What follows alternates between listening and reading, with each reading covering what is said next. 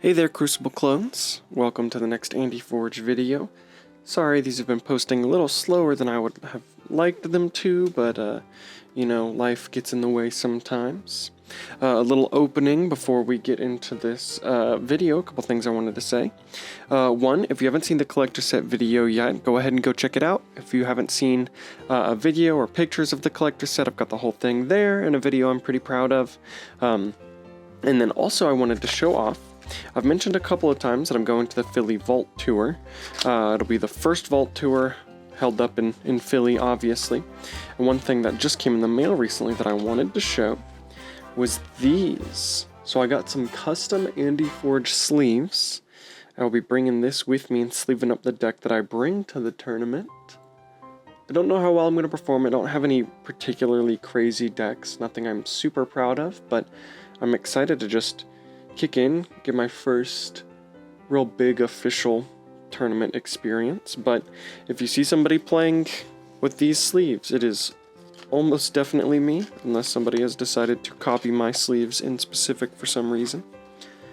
And the last thing is, this whole video, I'm going to be doing all three of my custom name decks. A couple things. One, I've already removed the plastic from them. The packaging on the outside kind of gives away their code and then also has their name and kind of shows some of this stuff. So I figured I'd best get rid of the plastic ahead of time anyways, so that won't be there. Also, I'm not doing a review of them. I'm just going through them, showing each card and giving my individual thoughts. So make sure you stick around, see all three of those. They seem pretty cool. I'm excited to actually look at the cards and actually kind of read the deck because I haven't seen them yet. And then lastly, you'll notice that the name on the cards is actually Andy Full, not KeyForge. So before I settled on KeyForge and really kind of built the brand around my channel, my username, my icon, and all that, the gamer tag that I used for maybe a couple years, 2-3 years before that, was Andyful, ANDYFUL. So that's still in there. I had the chance to change it, but I forgot to respond to some emails and stuff and got caught up in some things, so it didn't change. But I think it's nice. It's kind of like a legacy of what it was before KeyForge, and it still has my name in it, Andy, so it's awesome.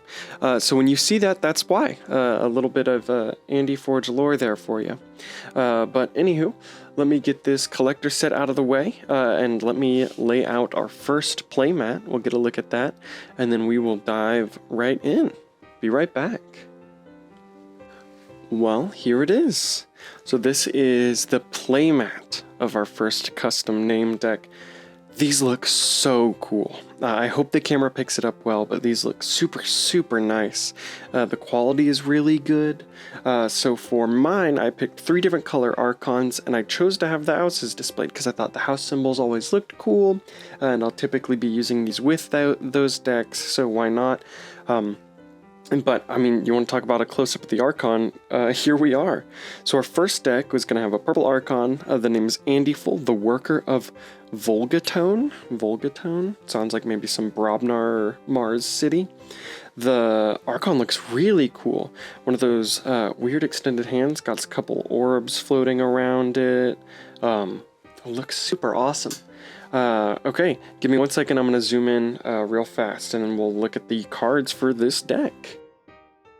Okay, we're going to set the Archon to the side here. Try and keep it in camera so you guys can see it. The small Archon next to the big one, this looks really cool. And then now we're into Winds of Exchange. So the very first card is going to be the token right here. We'll just set it on top of the Archon card. Will be important to look at. So our token is the Saurian token, Trooper. It's 5 power, Dinosaur Soldier, and after fight, after reap, exalt it. Not my favorite token creature, definitely not my favorite Saurian token creature, but 5 power is pretty good. We've got Brobnar, so maybe they can get some good fighting. We have to hope for like a Senator Brachus in this deck, so we can take advantage of the Amber on it, because there isn't a whole lot of stuff like that in this Saurian. Fantastic, so we'll have to keep that in mind. And we're starting with Saurian here. Very good. Starting with the recursive token generation. So that's good. With make a token creature. If you exalted a friendly creature this turn, archive recruit. Well, trooper is a great way to archive, so we could make a trooper with recruit, and then hopefully it sticks around till our next Saurian turn, then fight or reap with it, and then play recruit, archive it again. Praetor Marius, a 5-power creature with a draw bonus icon. After reap, for each exhausted creature to Praetor Marius is left, capture 1 amber. That can be really good. That can be a lot of capture, and if we have something like an epic poem in this deck, this would be a great way to take advantage of that. Phalanx Strike, nice, so some good creature control. It's an action with an amber bonus on it. Play, choose a creature, deal 1 damage to it for each friendly creature. You may exalt a friendly creature to repeat the preceding effect. So a great way to get our recruit going again if we don't already have a trooper on the board. Then we've got the 2-power Legionary Trainer here. Each friendly token creature enters play ready. Play, make a token creature. Okay, wow, so there's actually a lot that we've got going here, a little bit of synergy. Grammaticus Thrax, a 5-power dinosaur philosopher. This houses enhancing creatures, so if you haven't paid a whole lot of attention to Winds of Exchange yet, each house has a creature that just has 3 enhancements on it. And it's like a base creature, so this one enhanced 2 capture and a damage into the deck. Some good enhancements. Then we've got Chancellor Dexterous, 3 power, and after reap, you may exalt Chancellor Dexterous's right neighbor. If you do, that creature belongs to House Saurian for the remainder of the turn, instead of its other house. Interesting. Bore the Ides is some more creature control. Play, deal 23 damage to a creature in the center of its controller's battle line. It's got an amber bonus on it. 2 of those, not bad. Serrarium, it's got an amber bonus, and each creature with the lowest power cannot reap. That's not bad. We have Trooper, so it's most likely our opponent's token creature if they're playing Winds of Exchange and they're not playing like a big Brobnar or also a Trooper deck. It's likely that we'll have a higher power creature than them with just 5 power being our token. 2 of those, you don't want really to see 2 of those. The effects don't double up in any positive way. I mean, if you can get it out and onto the board, that's good, just to cycle your deck a little faster, or hopefully tokenize it. But then we've got Phalanx Leader here. Play, make a token creature. Immediately to Phalanx Leader's left. Okay, interesting. After fight, after reap, each creature to Phalanx Leader's left gets +2 power for the remainder of the turn. So that's all creatures, not just the token creatures. Interesting, okay. Big board buff. Hedonistic Intent, it's got an amber and a damage bonus. Play, exalt each flank creature. Interesting. Okay, and then we are out of Saurian. Everything's looking good here. Not a bad Saurian pod, a decent number of creatures. I wish there was some more synergy in there. If we had an epic poem, that would be great. Or maybe, I don't think Axiom of Grisk is in this set, but something like that, or Faust. I feel like there's some key Saurian cards we're missing, but that's okay. Then we've got the Yixlix Mesmerist as our first creature in Mars. It's enhanced with a capture bonus, and action, a creature captures 1 amber from its own side. Oh, interesting. I thought it said enemy creature. I guess you could make your own creature do that, but I don't know why you would ever do that. 2 of those, some pretty good amber control. Speaking of good amber control, we've got Mars Needs Amber. It's got an amber bonus on it, and each damaged enemy non-Mars creature captures 1 from its own side. 2 of those. So what we actually, the capture bonus on Mars Needs Amber isn't great, because then we capture it onto our creature and then capture onto theirs. So there's a chance that it prevents 1 amber from going that way. But having 2 of those is good. Ironix Vatminder is great. 3 power, 1 armor creature with play/destroyed. Make a token creature. Ironix Propaganda. This creature gains after fight, after reap. Make a token creature. Some more token generation. Can't complain. The Glixel Weaponsmith. That's good. 4 power, 1 armor. This is the Mars Enhancer. Enhances 2 damage on a draw. Ooh, Clone Home. Make a token creature. If there are more friendly creatures than enemy creatures, archive Clone Home. Such a great card, especially just because it's making a token creature. So the odds of you having more are a whole lot higher, I feel. Then we've got Brain Dart here with an amber bonus. It's an action. Play, enrage an enemy creature. If it... What? An enemy creature, it captures 1 amber from its own side. 2 of those, that's good. Some decent amber control in Mars. Airlock, action, discard a non-Mars card from your hand. If you do, draw a card. Some good efficiency. And then Phalanx the Disintegrator, elusive action. Your opponent loses 1 amber for each other friendly Mars creature.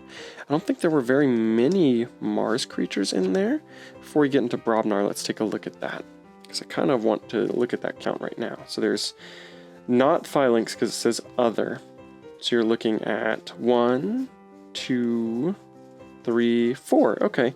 I mean, 4's not bad. Your opponent losing 4 amber from a reap is pretty huge if you can maintain that kind of board. So I can't complain. Wish it was some more creatures, or honestly that we had just a Martian token creature or more Martian generators. But not bad, not bad.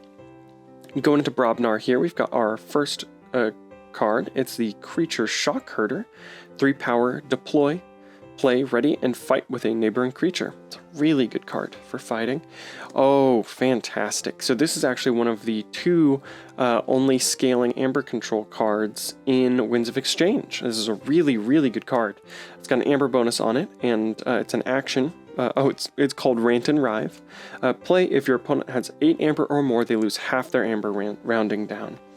You can get rid of a lot of amber. Best case scenario, I think, is you get rid of as much amber as you can without putting them in checks. You hope that they have like 10 amber, then you can make them lose down to 5.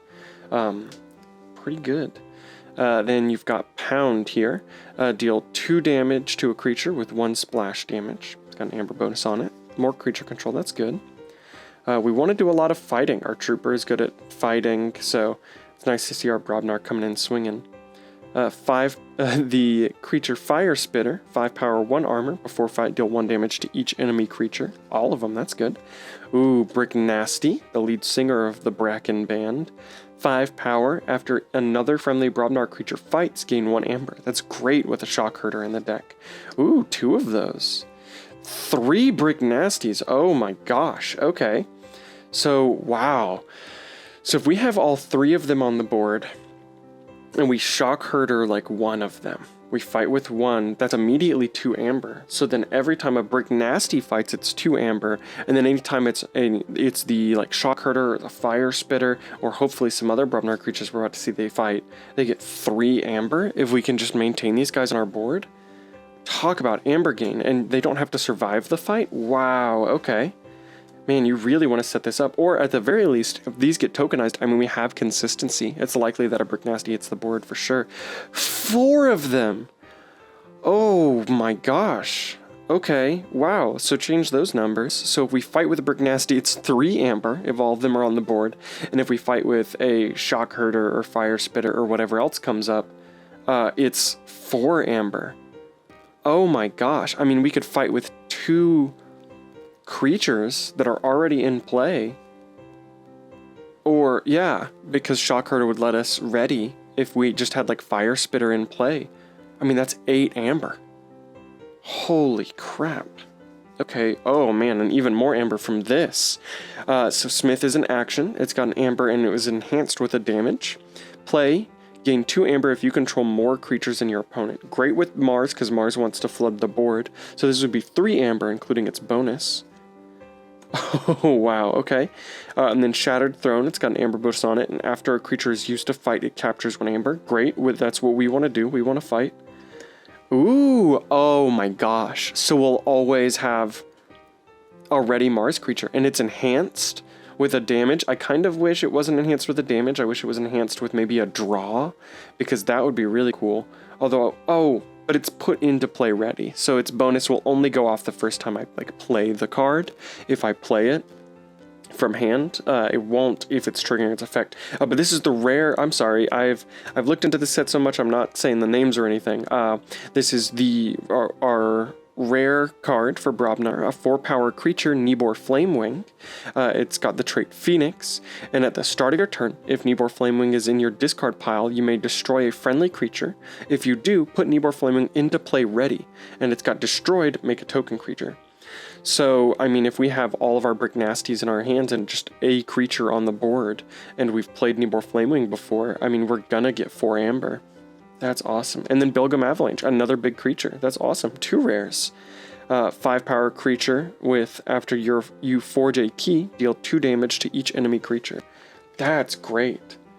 Wow, that Brobnar is huge with the Rant and the Rive. I mean, the Exalt on our trooper almost means nothing if we can make it so that the trooper's also capturing and then gaining us 4 amber. I mean, that trade is easily worth it. I wish we had some more hand manipulation so we could be careful about what we're turning into tokens, or some more efficiency so that we could just speed through it even if it becomes a token. But like I said with the Brick Nasties, the odds of us tokenizing all 4 Brick Nasties are really low, so that's still a relatively efficient combo. And then the Nibor Flamewing will just cycle itself pretty consistently, so it won't stick in there. I mean, we had a number of artifacts that'll boost our efficiency, and there was a draw bonus on a pretty good card early on, if I remember correctly. Yeah, Praetor Marius, which is something people are going to want to get off the board, which is also a great fighter. I'm like, looking now, I mean, tokens entering play ready to fight. Grammaticus Thrax is big. The Sorarium makes the enemy so that they can't reap. Okay. Oh, this is so cool. So I think one thing I'm noticing with Winds of Exchange before we get on to the next deck is that the general power of the set is elevated from some of the previous sets. Because something like this is, for Winds of Exchange, an okay deck, right? But it's got these combos, it's got these things, just the way that the set is made, that, I mean, it plays into itself really, really well. So I'm super excited. I can't wait to, I'm hoping tomorrow I can bring this to our Monday night KeyForge games at our locals, and just get a feel for it. But I mean, this seems like a lot of fun. Wow, okay. Well, give me one moment to clean this up. I'm going to switch to another mat, and then we'll be on to our next deck. And we're here with our next deck. This one has a Gray Archon, super cool looking. The houses are Brobnar, Mars, and Sanctum. I love just the like Sanctum-esque helmet, the kind of like engine / eye looking kind of Mars physique there in the middle. It looks very like, this is Sanctum, this is Mars, this is also Sanctum. I guess I'm not sure exactly where the Brobnar comes in. Maybe this kind of mechanical weapon-esque arm would be the Brobnar part of it. But it looks super, super cool, really freaky. And the name of the deck is Andiful, the Destructive and Cunning. Very, very cool name. Okay, let's dig into these cards. We'll set the Archon card to the side here. Get the view of them together a little. And then our token creature, which we kind of see from the back already, is Grumpus, a 2-power Brobnar creature with Splash Attack 1. Can be decent at clearing boards. You want to kind of fight them in immediately. Great with some Brick Nasties or other Bracken members. So let's see what we're getting into here. Looks like we're starting with Sanctum this time. First card is the Taxing Journey. It's an action with an amber bonus, and a friendly creature captures 1 amber. Each of its neighbors that shares a house with it captures 1 amber as well. Very good. Good amber control. 2 of those. Then we've got the action Retribution. If there are more enemy creatures than friendly creatures, destroy an enemy creature. Not bad. Ostentatious Mount. This is really good. It's an upgrade with an amber bonus. Move the creature, you attach it to a creature, and then that creature gains taunt. And play, move this creature anywhere in its controller's battle line. Ooh, Membership Drive. Okay. You make a token creature and then gain 1 amber for each friendly token creature. That's good. You typically want some decent token creation in Sanctum for this, but maybe this is something that we can just play into. Okay, just 1 of those. And then we got the creature Cassiel the Benevolent. It's one of the enhanced creatures, 2 power, 2 armor, and it enhances an amber bonus and 2 capture bonuses. Nice. Grand Melee, good, some creature control. It's an action play. Destroy each creature that does not share a house with at least 1 of its neighbors. Ooh, Battle Evangelist. Okay, some decent token making. 3 power, 2 armor. After fight, make a token creature. 2 of those. Fantastic. Absolve is an action with an amber bonus. Play, heal 1 damage from each creature. Each creature healed this way captures 1 amber from its opponent. Oh, interesting. So that one applies to your opponent as well. If you heal your opponent's creatures, they capture 1 from you. Ooh, Hadroth's Wall. It's an artifact, and each friendly flank creature gets +2 power. That's really good. Oh, and then the Sanctum Guardian is our rare. I love the art on this guy. 6 power, 1 armor with Taunt, and after fight after reap, swap Sanctum Guardian with another friendly creature in your battle line. Okay, and then we're out of Sanctum, going into Mars. We've got some good amber control here with the 5 power creature Yixlix Mesmerist action. A creature captures 1 amber from its own side. Then we've got the Xanthix Harvester. Xanthix Harvester I still don't super like, but if you have a deck with a Mars token creature, it's pretty good. Xanthix Harvester is 3 power and it cannot be used while it has non-Mars neighbors. And after Reap, gain 1 amber. So it would be Reap gain 2 basically. Makes the Tall-Minded 5 power. Your opponent's keys cost +1 for each friendly Mars creature. Really good amber control there. Ironix Vatminder with a enhanced capture bonus. 3 power, 1 armor creature with play/destroyed, make a token creature. Very nice. Ooh, and then Ironix Rebel here. 2 power and deploy. Play, ready each of Ironix Rebel's Mars neighbors. Would be really good with the Xanthix Harvester. Then we've got Brain Dart here. It's an action with an amber bonus. Play, enrage an enemy creature. It captures 1 from its own side. Ooh, and then some board clear-esque. The action Ammonia Clouds. Play, deal 3 damage to each creature. Space Invaders, this is a really good card. Play, reveal any number of creatures from your hand. Put each creature revealed this way into play face down as a token creature. Some really good efficiency, can lead into a pretty strong Brobnar turn. Then we've got the upgrade Red Planet Raygun. It's got an amber bonus, and this creature gains after Reap. Choose a creature. Deal 1 damage to that creature for each Mars creature in play. Wow, so that would include enemy Mars creatures. Deal 1 damage to that creature for each Mars creature in play. Interesting. Ooh, and then talking about amber control, we've got Nizik Resonator, 2 power, 1 armor. This is a really good reprint. For each neighbor Nizik Resonator has, your opponent's keys cost +2. Great with Mix the Tall-Minded. Some more efficiency out of Mars here with Airlock. Action, discard a non-Mars card from your hand if you do draw a card. And then Martians Make Bad Allies is our rare action card. Play, reveal your hand. Purge each revealed non-Mars creature. Gain 1 amber for each card purged this way. So really interesting way to kind of purge through your own deck. Ooh, wow, okay. Martian Makes Bad Allies can make for a really efficient deck if you've got some creatures that you're not particularly interested in, that kind of clunk you down. Cassiel the Benevolent could be one of those, amongst other things. But we're going into Brobnar here with Rant and Rive. You love to see it. Really, really want that in your deck. 2 amber bonuses on it. And if your opponent has 8 or more, they lose half their amber rounding down. Wow, so you gain 2 amber and then force your opponent to lose. And then one of Brobnar's next best amber control is Ragnarok Prek, make a token creature. Then if you control more creatures than your opponent after that token creature, your opponent loses 2 amber. Token generation mixed in with amber control. We've got Might Club action, ready and enrage a creature, not bad. Fresh Marks has got an amber bonus on it and to destroy a friendly creature. If you do, exalt 3 enemy creatures. Great, since we have Ironix Vatminder. Okay, then we've got one with a capture bonus enhanced. Then we've got Fire Spitter, 5 power, 1 armor. Before fight, deal 1 damage to each enemy creature. Got a Krog the Clumsy here, very big creature. Gotta hope we can get some of the Bracken members in this. A Brick Nasty would be really good in this deck, it feels like. 7 power and 2 splash.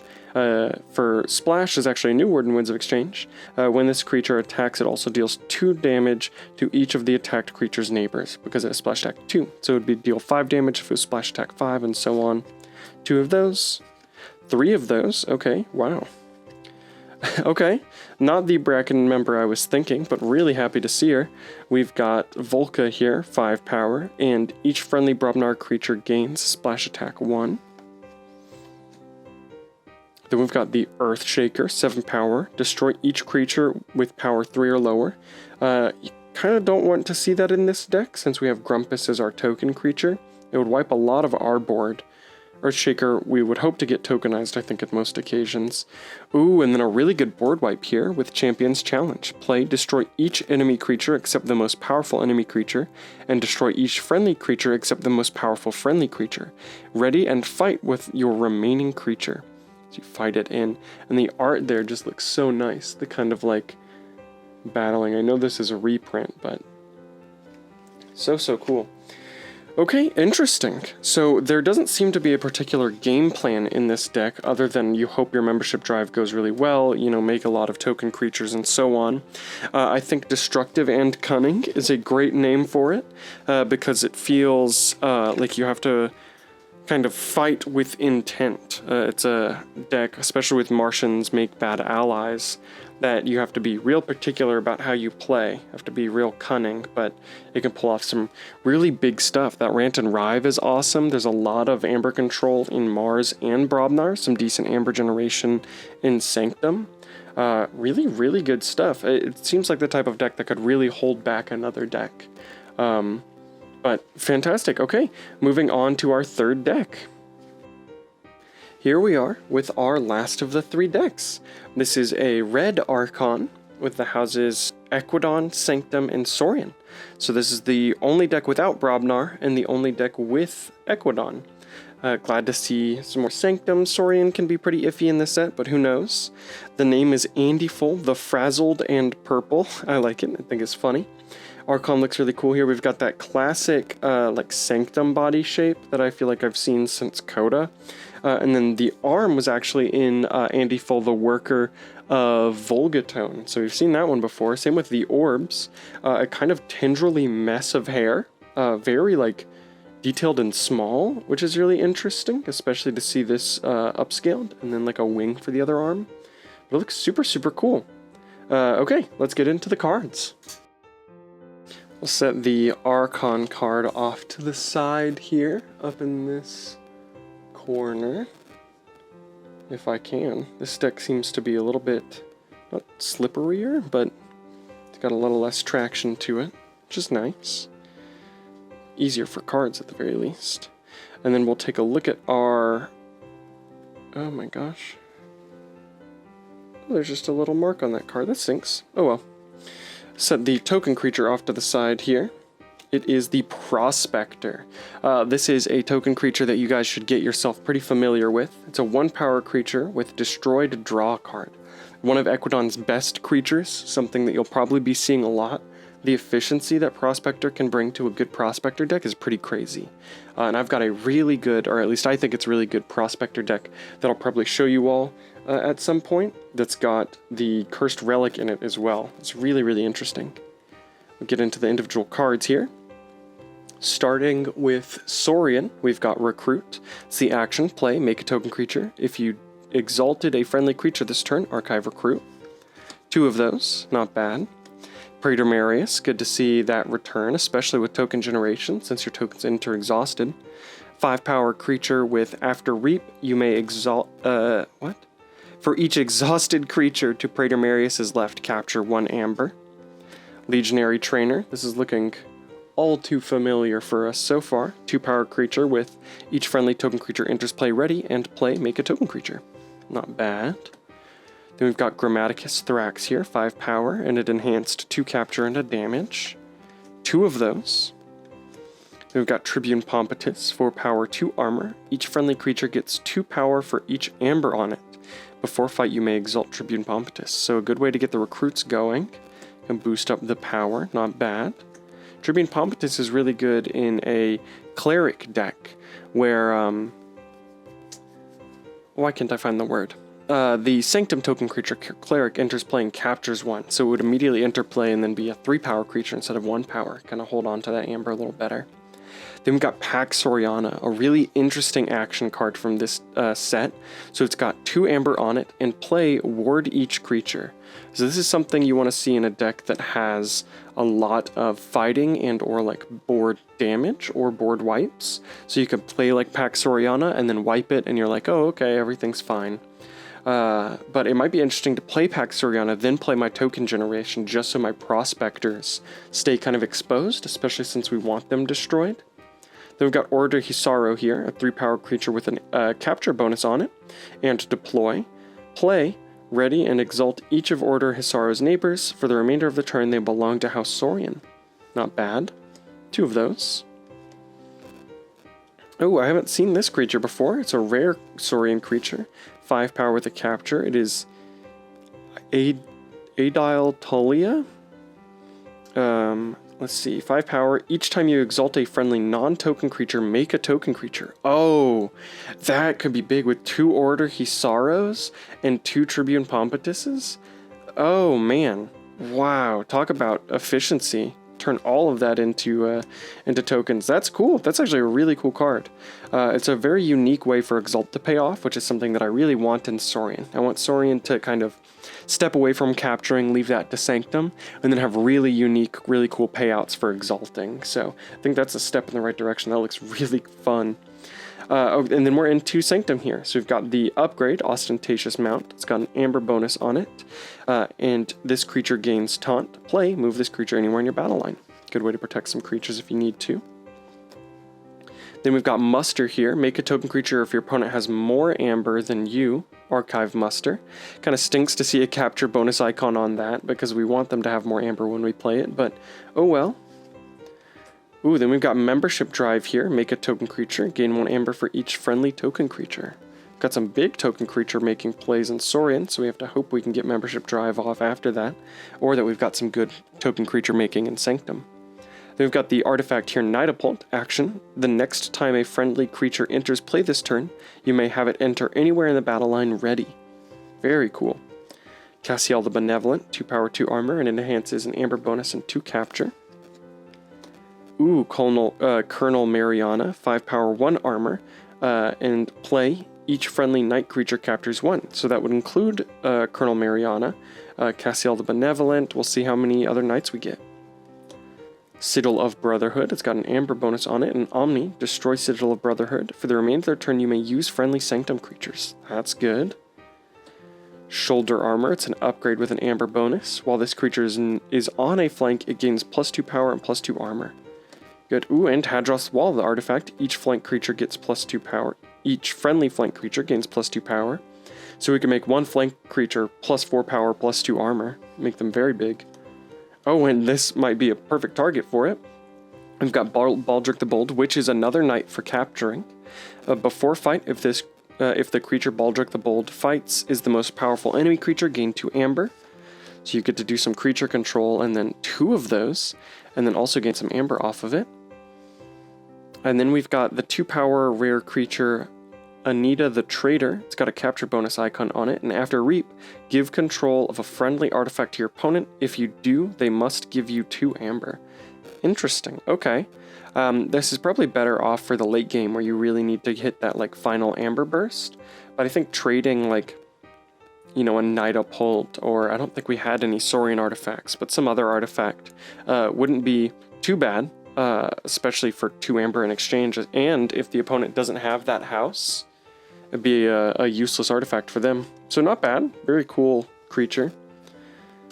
Then we're into Equidon here. So this will be some of you guys' first exposure to this house. A very, very good house. It's got a lot of really sneaky trades and deals. It's their whole point. So it's kind of a combo of efficiency and then Amber control. They kind of do it all.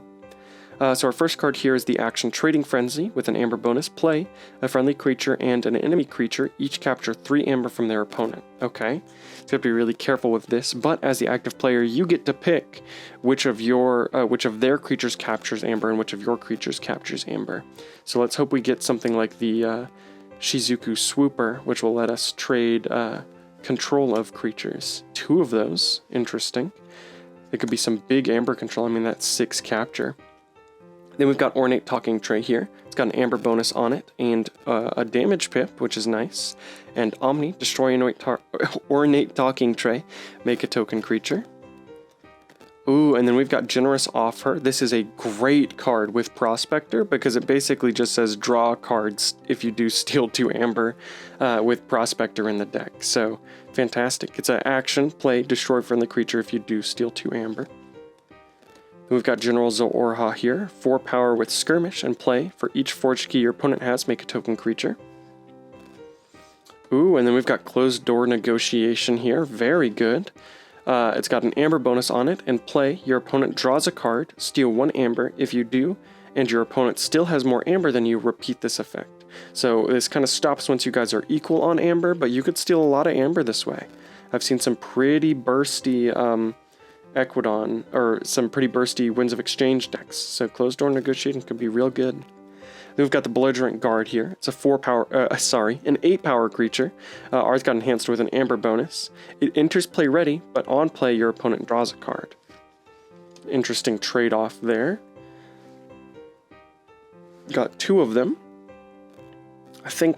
I'm thinking of like the worth here, right? So how worth it is to have your opponent draw a card. They're ready, so this could be a very specific removal that you need. It could be just a reap, push comes to shove. I feel like 8 power is pretty big and it'll stick around for a while, unless you have a way to like kill it off yourself or a board wipe is incoming. So I think the draw being worth it is really dependent on the matchup and the deck that you're going against and kind of just where you're positioned. It's really, really interesting, that kind of like cost value. Auction Off, it's got an amber bonus, and action, play, purge an artifact. Its controller gains 1 amber. Interesting, okay. I actually really like Auction Off with the card, what's it called? Uncommon Currency. So Uncommon Currency is an artifact that you can action to swap it with an opponent's artifact. So if we could swap those, and then I auction off the artifact that I just got, then I'm purging an enemy artifact to gain an amber, basically. It's pretty cool. Oh, speaking of Uncommon Currency, got it right here. Ours has a capture bonus enhanced onto it, and like I said, it's an artifact with action, swap control of Uncommon Currency and an enemy artifact. Ooh, Trade Secrets is a really good card. Ours has got a capture bonus on it. Play, discard any number of Equidon cards from your hand, steal 1 amber for each card discarded this way. Okay, so you don't really want to see a capture bonus there, just because if they have like 3 amber and you've got 3 cards in your hand you want to discard, you'd end up capturing 1 if you had a creature, so you could only really steal 2, but it's not bad. It's really, really good card. The value there is pretty cool. And then we've got Jzdretyo the Arcane, a 3 power creature. Ours got enhanced with a damage, and its action, steal 2 amber, then flip Jzdretyo to the Arcane, and it becomes a token creature. Very cool how it kind of just becomes a token creature after it's hit play. Wow, so our Equidon is huge in amber control specifically, with all those captures. We didn't have any ways to swap them, so unfortunately it would basically just even out eventually, where the 3 amber that I had captured onto one of my own creatures would go to the opponent. So we have to hope to play that at a point where I've got like no amber and the opponent has a bunch. Maybe I've just forged a key. But still, I mean, the fact that we're the active player makes those cards innately a lot better. Prospector is so interesting. What kind of stinks, I don't think I saw a whole lot of token generation. So we got Prospector. So Equidon should be our big token generation house. So we've got Jzdretyo, which is 1. Then we've got, let's see what our next token creation is.